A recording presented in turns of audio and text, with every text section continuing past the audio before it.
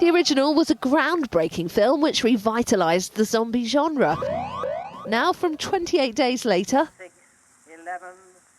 to 28 years later, an insight into how much of humanity is still standing almost 3 decades after the deadly rage virus took hold. It's a very ambitious picture of what's happened to the British mainland 28 years after the original infection. Mainland Europe has cut us off. Britain is isolated and left to fend for ourselves. Is it an allegory, dare we say? Yes, of course, there is an element of that. But horror is wonderful genre, you know, because it's like you can put transparencies against it of different things. You can put COVID against it. I think what you're referring to is Brexit. But in its essence, it's its own adventure story as well. It's like a rites of passage for this young man.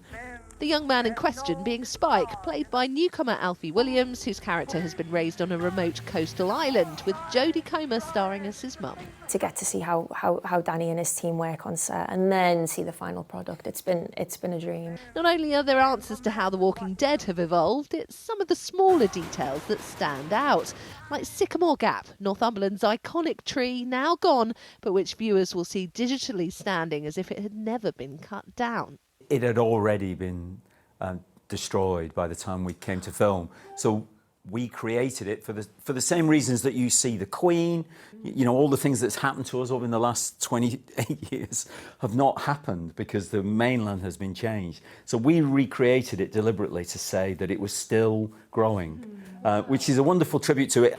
Of course, when the original came out, the idea of a global pandemic seemed almost far-fetched. Since then, well, we've had COVID. The COVID memorial wall opposite Parliament is one of the most beautiful things I've ever seen. And it sort of inspired our Ralph Fiennes character and what he's building for as a gesture towards remembering everyone, as a way of looking forward, actually. It's also a way of moving on, that your humanity is intact. You remember loss and you grieve for it and then you move forward as well, which is what happens to the boy in the movie. Fans won't have to wait quite so long for the follow-up to this, with a triptych of films planned. The second already shot and due out next January. The really scary thing for Boyle & Co, securing the financing next to make their third. Katie Spencer, Sky News.